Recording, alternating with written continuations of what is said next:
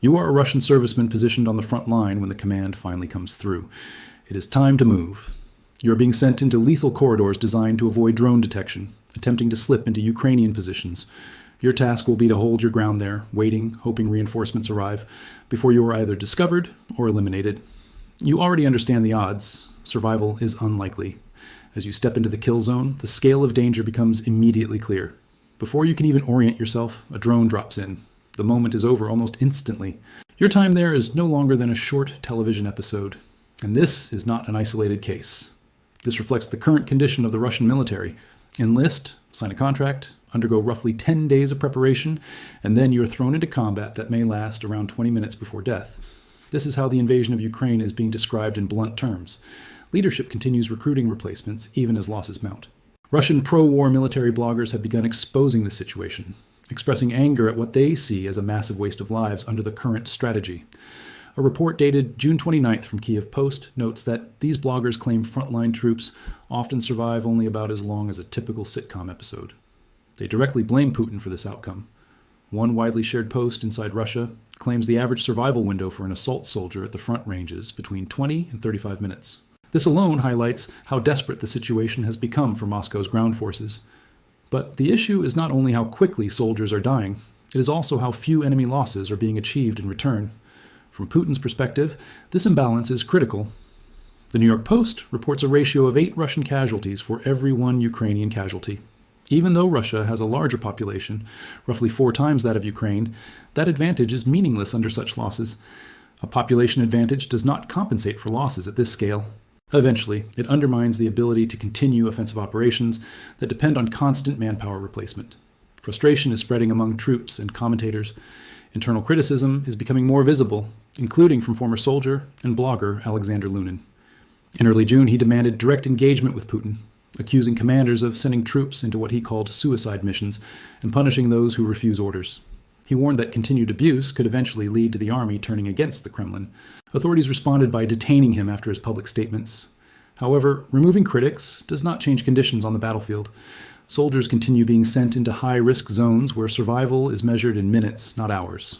Observers argue this outcome is driven in part by a doctrine that relies on mass infantry assaults against drone-dominated defenses. Ukraine's unmanned systems are a major factor in reducing survival time to extremely low levels, yet drones are not the only reason. Analysts and military bloggers say the system itself places soldiers in a near-impossible position from the start. Training is one of the key issues raised. Reports from inside Russia suggest assault units are often given minimal preparation before deployment. Some accounts describe only 10 days to 3 weeks between basic training and frontline assignment. These claims are echoed by soldiers themselves. A soldier identified as Ivan told United 24 media in February that after medical checks, he was informed he would deploy within days. He said training lasted about 5 days, followed by a short waiting period before being sent into combat positions. Such accounts suggest a consistent decline in training standards. Recruits are often deployed with little understanding of battlefield conditions or basic operational readiness. Historically, Russian training periods were significantly longer. Before 2013, recruits typically trained for 5 to 6 months. That was later reduced to 3 months. Following the invasion of Ukraine, the system changed again. Official requirements still call for around 192 hours of training, but reports indicate many soldiers receive far less than that. The consequences are visible on the battlefield, where inexperienced troops face highly modernized defensive systems. Military bloggers argue that even with heavy losses, Russia continues offensive operations. Command decisions have shifted toward repeated assaults, despite limited territorial gains. In May, according to the Odessa Journal, Russian assault activity increased by 37.5%. Despite this rise in operations, territorial gains were limited to just 14 square kilometers. The likelihood is that the number of assaults taking place in June has increased compared to May, and that this upward trend in attack frequency will likely continue through the summer months. This is largely due to weather conditions that are currently most favorable for Putin's operational planning. But a higher volume of assaults brings a different reality for Russia. It creates more openings for Ukrainian forces to engage. When Russian troops remain positioned behind the front line, their exposure is more limited. Once they are pushed forward into repeated assault waves, their chances of survival drop sharply. Ukraine maintains constant surveillance over these movements. Drones are deployed across wide areas, and increased Russian troop activity simply provides more targets for Ukrainian strikes. This leads back to one of the central reasons behind the extremely short survival times of Russian frontline forces. Ukrainian drone warfare has reached a level of effectiveness higher than at any previous stage of the conflict. Russian military bloggers argue that the war has been fundamentally transformed by drone technology, and they identify this as a primary factor behind the extremely low survival rates among assault units. According to their view, Russian forces are still operating with tactics rooted in 2022, while the battlefield conditions of 2026 have evolved far beyond that. Russia continues to rely on offensive operations, which places its forces at a consistent disadvantage. Ukraine, by contrast, often remains in defensive positions, allowing Russian troops to advance into heavily prepared killing areas. This structural imbalance has always existed, but what has changed in 2026 is the depth of Ukrainian strike capability. According to the House Among the Laurels military blog, Russian personnel are increasingly being wounded or killed far behind the front lines. A significant factor is Ukraine's expanded mid-range strike capability. With access to drones capable of reaching distances of 200 kilometers or more beyond the front, Ukrainian forces are actively targeting rear areas that were previously considered safe. This has allowed Ukraine to disrupt Russian logistics on a wide scale. Supply chains are being damaged, and support structures are under continuous pressure. This effort is also linked to Ukraine's strategy of isolating Crimea and limiting reinforcement routes to frontline positions. Command posts, ammunition storage sites, and drone deployment areas are all being targeted, reducing Russia's ability to sustain offensive operations. Less frequently discussed, but increasingly significant, is the targeting of troop concentrations behind the front line. The House Among the Laurels blog notes that even staging areas for upcoming assaults are now under threat. Russian forces are finding it increasingly difficult to organize attacks without detection. Once Ukrainian systems identify troop buildups, mid-range drones are deployed against them. Even when such strikes fail to destroy all personnel, they still serve a strategic purpose. They signal that Ukrainian forces are aware of Russian preparations. Survivors of these rear area strikes are often later tracked and engaged once they reach the front. At the front itself, Ukraine has significantly expanded the kill zone strategy developed in 2025. In certain sectors, these zones now extend up to 50 kilometers of heavily contested, drone-controlled terrain. Beyond that, additional mid-strike zones further intensify losses. The concept of a kill zone is not new. For centuries, militaries have drawn enemies into areas designed for maximum lethality. In earlier eras, artillery and rocket systems served this role. Today, drones have taken their place. Thousands of unmanned systems now operate continuously, some maintaining surveillance, while others wait for targets to appear. These are combined with ground obstacles such as barbed wire, anti-tank trenches, and dragon's teeth designed to slow or stop armored movement. Together, these systems create environments where casualty rates become extremely high. This explains why Russian soldiers are reportedly surviving for only around 20 minutes in some frontline sectors. This raises the question of whether Moscow will respond to these losses. However, critics argue that Russian leadership shows little intention of changing its approach. Some analysts describe this as a disregard for troop welfare, suggesting that soldiers are treated primarily as expendable resources within a broader strategic objective. Ukrainian Foreign Minister Andriy Sybiha expressed this view in response to Vladimir Putin's claim that territory touched by Russian soldiers becomes Russian land. Sybiha stated that Putin shows no concern for the soldiers themselves or their suffering under Ukrainian drone strikes. He described the scale of losses as approximately 1.4 million soldiers and 2.8 million feet, referring to casualties and injuries. United States President Donald Trump also commented in June 2025, expressing frustration over Putin's apparent indifference toward mounting Russian losses. He remarked that Putin may not care about the scale of troop casualties, and noted that Russia is losing large numbers of soldiers alongside Ukraine. From this perspective, the continued high casualty rate is treated as acceptable within Russia's strategy, with replacements expected to sustain operations despite ongoing losses. The assumption is that manpower will continue to flow into the system indefinitely. However, earlier assessments suggested otherwise.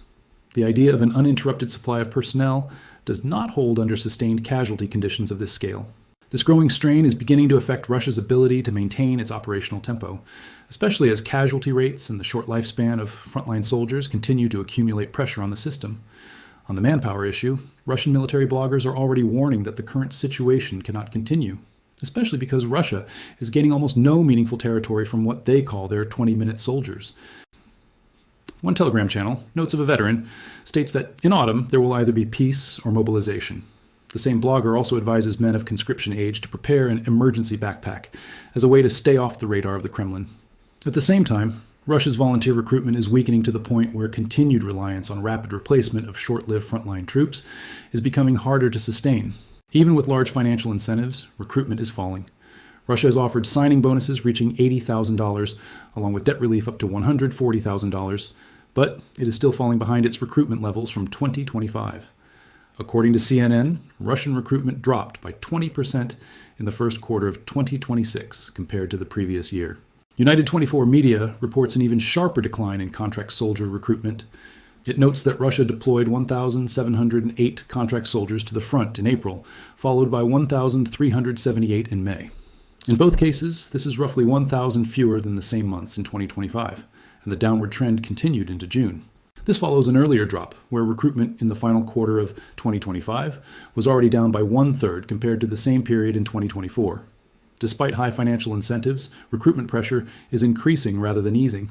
For many potential volunteers, the knowledge that survival at the front may last only around 20 minutes is a major deterrent. As a result, many analysts believe Russia is approaching a point where only mobilization or collapse of recruitment systems remains. However, mobilization is politically risky.